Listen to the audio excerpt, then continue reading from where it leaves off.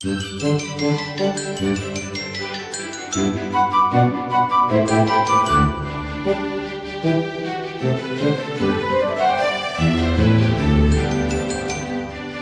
कहानी एक छोटे से गांव की है, जहां गंगाराम नाम का एक गरीब सब्जी वाला सब्जी बेचकर अपना घर चलाता था। गंगाराम की माली हालत पिछले काफी समय से ठीक नहीं चल रही थी। कभी-कभी तो उसे और उसकी पत्नी को खाली पेट ही सोना पड़ता था। एक दिन गंगाराम ने अपनी पत्नी से कहा, हम कब तक ऐसे गरीबी का जीवन जीते रहेंगे? ऐसे तो हम एक दिन भूखे मर जाएंगे। पास का गांव बहुत बड़ा और संपन्न है। अगर मैं वहां सब्जी बेचने का काम करूंगा तो अच्छी आमदनी होगी। घर से दूर तो रहना पड़ेगा, लेकिन कम से कम घर का खर्च तो ठीक से चल सकेगा। क्या उस गांव के लोगों के पास सब्जी बेचने वालों की कमी है जो वे आपसे सब्जी खरीदेंगे? अपने गांव में रहकर 4 पैसे कमा लो, वहां दूसरे गांव में ज्यादा कमाने से बेहतर है। गंगाराम ने अपनी पत्नी की बातों को अनसुना किया और अगले ही दिन सब्जियों से भरा बोरा लेकर चुपचाप पड़ोस के गांव के लिए निकल पड़ा। काफी देर तक पैदल चलने के बाद वह पड़ोस के गांव पहुंच गया। थकान से चूर गंगाराम ने जब वहां का बाजार देखा तो उसके होश उड़ गए। वहां पहले से ही बहुत सारे सब्जी वाले अपनी दुकानें लगाकर बैठे थे। अरे ये क्या, यहाँ तो पहले से ही इतने सब्जी वाले बैठे हैं। ऐसे में एक बाहरी सब्जी वाले से सब्जी कौन खरीदेगा? लगता है यहाँ भी मेरी दाल नहीं गलेगी। लेकिन मैं खाली हाथ घर कैसे जाऊंगा और अपनी पत्नी को क्या मुंह दिखाऊंगा? वह तो पहले ही यहाँ आने से मना कर रही थी। तब वह देखता है कि उस गांव के सब्जी वाले लोगों को धनिया और मिर्च मुफ्त में नहीं दे रहे हैं। तभी उसके दिमाग में ग्राहकों को आकर्षित करने की एक तरकीब आई। उसने अपनी दुकान लगाई और वहां एक बोर्ड पर बड़े बड़े शब्दों में लिख दिया, हमारे यहाँ धनिया और मिर्च मुफ्त मिलती है। सब्जी ले लो, सब्जी ले लो, सब्जी पर धनिया और मिर्च मुफ्त ले लो। सब्जी बेचने के इस अनोखे तरीके ने कुछ महिलाओं को गंगाराम की दुकान की ओर आकर्षित किया। एक महिला ने पूछा, ये क्या भला है? क्या तुम सच में एक सब्जी पर धनिया और मिर्च मुफ्त दे रहे हो? हाँ बहन जी, धनिया और मिर्च मुफ्त है। बिल्कुल मुफ्त दूंगा। आपको पूरे गांव में धनिया और मिर्च मुफ्त नहीं मिलेगी बहन जी। इस सुनहरे मौके का फायदा उठाइए। गंगाराम की फ्रेश सब्जी ले जाइए। कुछ ही देर में गंगाराम की दुकान की चर्चा पूरे गांव में हो गई और महिलाएं अब गंगाराम की दुकान से ही सब्जी खरीदने लगी। गंगाराम की बहुत अच्छी बिक्री हो रही थी, जिससे वह बहुत खुश था। शाम होते होते उसकी सारी सब्जियां बिक गईं और उसने अच्छे पैसे कमा लिए। आज तो बहुत अच्छी कमाई हुई है। अगर मेरा धंधा ऐसे ही चलता रहा तो कुछ समय में मैं काफी पैसे जमा कर लूंगा और एक गाय खरीदूंगा।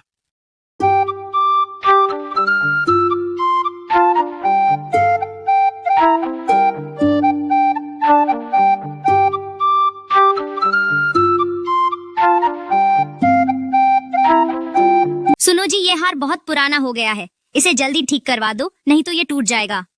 ठीक है, लेकिन आज मुझे सब्जी बेचने जाना है। शाम को सब्जी बेचकर आऊंगा और हार ठीक करवा कर ही आऊंगा। लेकिन पतिदेव, सब्जी बेचने से पहले तो तुम मेरे हार की परवाह करो। क्या तुम मेरी सुंदरता की कोई चिंता नहीं करते?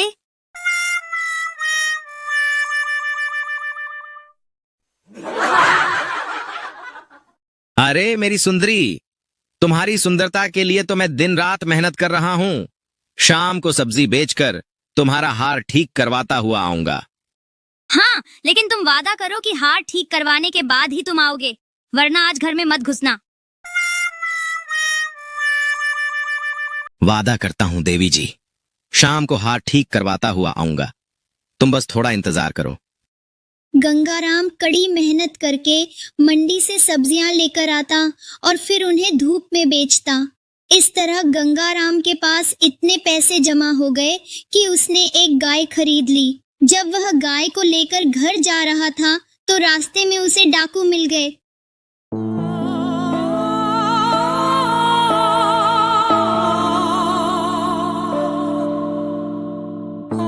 अरे ये क्या, ये तो जंगल के डकैत लगते हैं।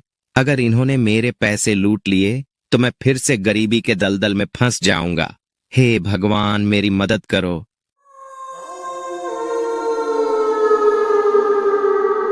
अचानक गंगाराम के दिमाग में एक तरकीब आई। वो डाकुओं को अनदेखा करके आगे जाने लगा। तभी डाकुओं ने उसे पकड़ लिया। हे मुसाफिर, अगर अपनी जान की सलामती चाहता है तो अपना सारा माल हमारे हवाले कर दे। देखिए, मैं एक गरीब सब्जी वाला हूँ। मेरे पास इस गाय के अलावा और कुछ नहीं है। कृपा करके मुझे जाने दीजिए। तू कहाँ जा रहा था? हमसे चालाकी करता है, चुपचाप भागने की कोशिश कर रहा था। नहीं सरदार, सूरज ढलने वाला है। हाँ तो क्या, सूरज रोज ढलता है, उसमें नया क्या है? अरे हुजूर, ये जादुई गाय है। ये जो भी मांगोगे वही देती है, लेकिन सूरज के ढलने के बाद और सुबह सूरज चढ़ने पर मांगोगे तभी मिलेगा। अच्छा, तो तू हमसे होशियारी कर रहा है, हमें मूर्ख समझता है? नहीं सरदार, मैं यही कह रहा हूँ। देखिए, सूरज ढलने वाला है और मैं इससे जो भी मांगूंगा ये मुझे देगी।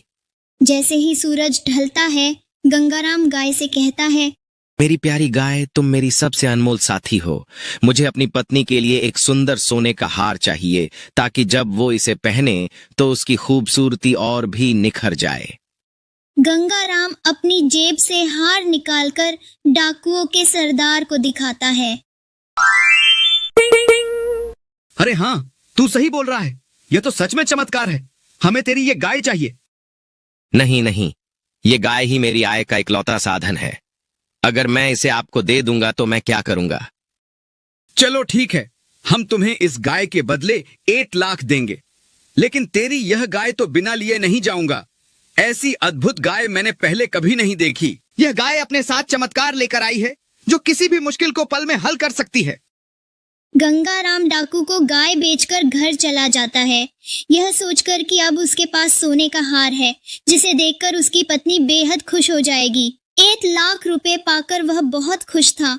गांव पहुंचकर गंगाराम ने उस पैसे से एक अच्छी फल और सब्जी की दुकान खोल ली। इस बीच डकैत भी गाय को लेकर अपने ठिकाने पर पहुंच गए। सरदार, पहले गाय कौन अपने पास रखेगा? क्योंकि मैं इस गिरोह का सरदार हूँ, इसलिए अगली सुबह तक ये गाय मेरे पास ही रहेगी। गिरोह के सदस्यों को इसमें कोई आपत्ति नहीं थी। उस रात सरदार ने गाय को अपने साथ ही रखा। अगली सुबह जब सूरज चढ़ता है, उसने गाय से कहा, हे चमत्कारी गाय, मुझे ढेर सारा खजाना चाहिए। बहुत देर इंतजार करने के बाद भी उसे कोई खजाना नहीं मिला। वह खुद को ठगा हुआ महसूस कर रहा था। लगता है उस सब्जी वाले ने मुझे मूर्ख बनाया है। तभी वहां दूसरा डकैत आ जाता है। सरदार, आपको गाय से कितना खजाना मिला?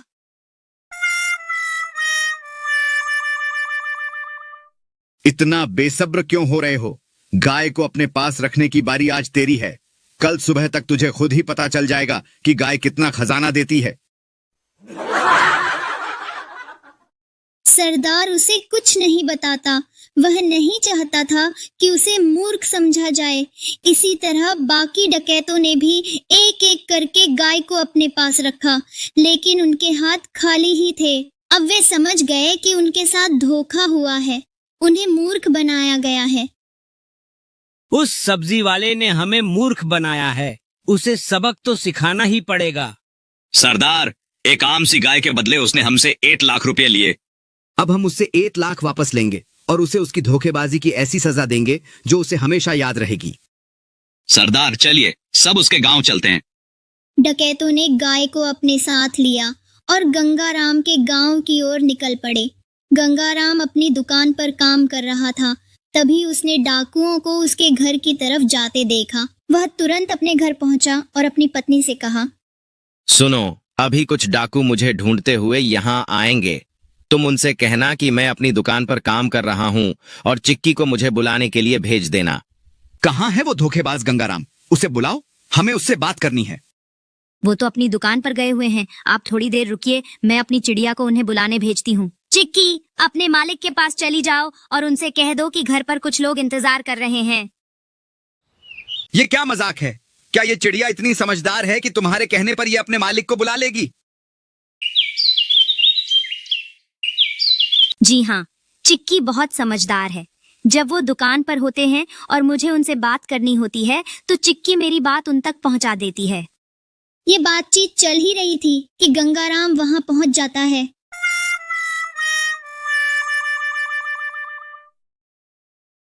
अरे डकैत भाई, आप यहाँ कैसे? चिक्की ने मुझे बताया कि कुछ लोग घर पर मेरा इंतजार कर रहे हैं, तो वो आप ही लोग हैं। तुमने मुझे धोखा दिया है। एक साधारण सी गाय को सोना देने वाली गाय बताकर 1 लाख रुपए ऐंठ लिए। नहीं नहीं डकैत भाई, लगता है आपको कोई गलतफहमी हुई है। हमारे पास आज जो कुछ भी है वो केवल इस गाय के कारण है। चलो, हम तुम पर एक बार और भरोसा कर लेते हैं, लेकिन बदले में ये चिड़िया भी हमें बेचनी होगी। नहीं नहीं, ये चिड़िया हमारे घर के सदस्य जैसी है, इसे तो मैं किसी भी कीमत पर नहीं बेच सकता। अच्छा चलो, इस चिड़िया के बदले मैं तुम्हें 1 लाख रुपए और दूंगा। थोड़ा नानुकुर करने के बाद गंगाराम चिक्की को बेच देता है। डकैतों ने चिक्की को अपने साथ लिया और चले गए। अपने अड्डे पर पहुंचकर सरदार बाकी डकैतों से कहता है, इस चिड़िया को आज मैं अपने पास रखूंगा। बाकी डकैत भी इससे सहमत थे और वे वहां से चले गए। सरदार ने अपनी बेटी को बुलाया। सुनो गुड्डी, मैं कुछ काम से जा रहा हूं।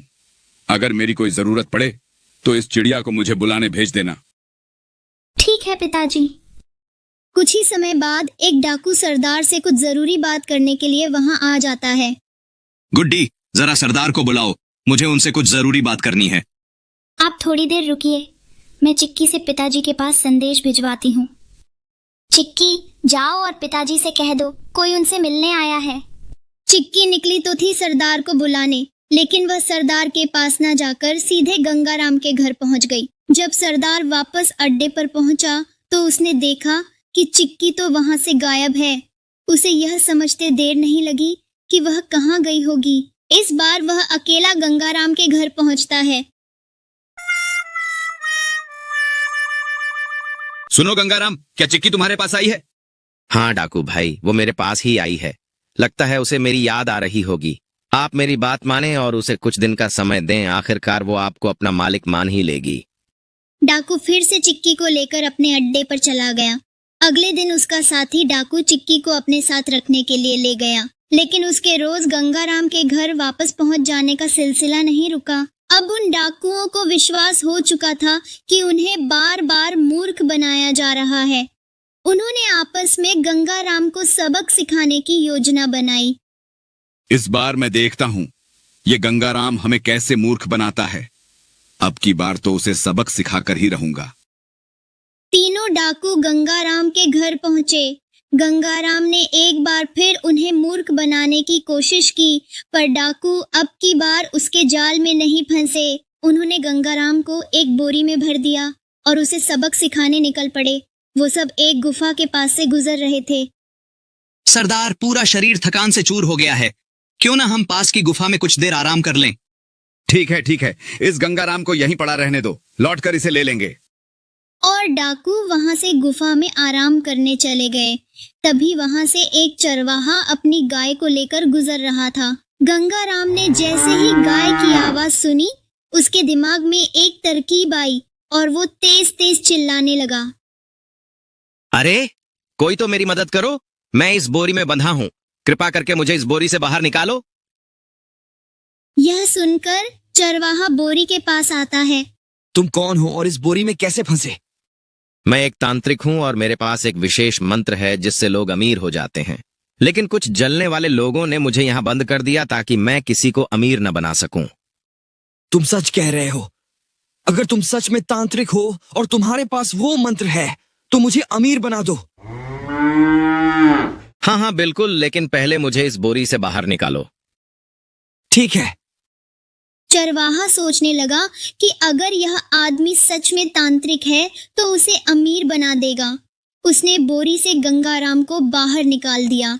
गंगाराम बाहर निकलकर बोला, धन्यवाद भाई, अब मैं तुम्हें वो मंत्र दूंगा जिससे तुम अमीर हो जाओगे, लेकिन इसके लिए तुम्हें थोड़ी देर इस बोरी में बैठना होगा ताकि मंत्र का प्रभाव तुम पर पड़ सके। अरे भाई, इसमें कौन सी बड़ी बात है, मैं अभी बोरी में बैठ जाता हूँ।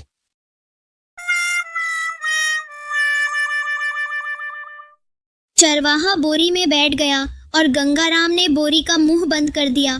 इसके बाद वह जल्दी से गाय को लेकर वहां से भाग निकला। आराम करने के बाद डाकू वापस लौटे और बोरी लेकर चल पड़े। कुछ देर बाद वो एक तालाब के पास पहुंचे। इस गंगाराम के बच्चे को तालाब में फेंक दो, इससे उसे अच्छा सबक मिलेगा। डाकू बोरी को तालाब में फेंककर वहां से चले गए। वापस आते समय जंगल में उन्होंने गंगाराम को एक गाय के साथ देखा और वो चौंक उठे।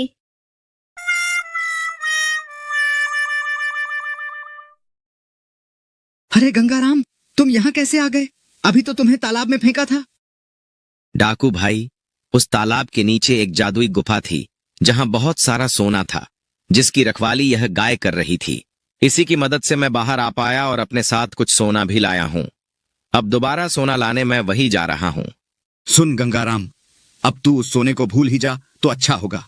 अब तू हमें उस गुप्त स्थान तक ले चल। चलिए, जब आप इतना दबाव डाल ही रहे हैं तो ठीक है। सभी डाकू तालाब के पास पहुंचे और एक एक करके उस तालाब में छलांग लगा दी, लेकिन एक बार फिर उनके हाथ खाली ही रह गए और गंगाराम अपनी बुद्धिमानी से अपनी जान बचाने में सफल रहा। नमस्कार दोस्तों, आपका साथ हमारे लिए बेहद खास है और हम हर वीडियो में अपने दिल और मेहनत से बेहतरीन कहानियाँ बनाने की कोशिश करते हैं ताकि आपको कुछ ऐसा मिल सके जो आपकी सोच को छू जाए। इसलिए हम आपसे एक गुजारिश करना चाहते हैं, अगर आपको हमारी कहानियाँ पसंद आए तो इसे लाइक करें, अपने दोस्तों के साथ इस अनमोल ज्ञान को शेयर करें और यदि आपने अभी तक चैनल को सब्सक्राइब नहीं किया है तो जल्दी से कर लें। सब्सक्राइब करने के साथ ही बेल आइकन को भी दबाएं ताकि आपको हमारे नए वीडियो की नोटिफिकेशन सबसे पहले मिले। तो इंतज़ार किस बात का है, अभी सब्सक्राइब करें और हमारे साथ इस सफ़र का हिस्सा बने। आप सभी के इतने प्यार और समर्थन के लिए दिल से शुक्रिया। मिलते हैं अगली वीडियो में। इसी तरह की रोचक और मनोरंजक कहानियाँ देखने के लिए हमारे चैनल को सब्सक्राइब करें और बेल आइकन का बटन भी दबा दें ताकि आपको आने वाले हर कहानी की नोटिफिकेशन सबसे पहले मिल सके।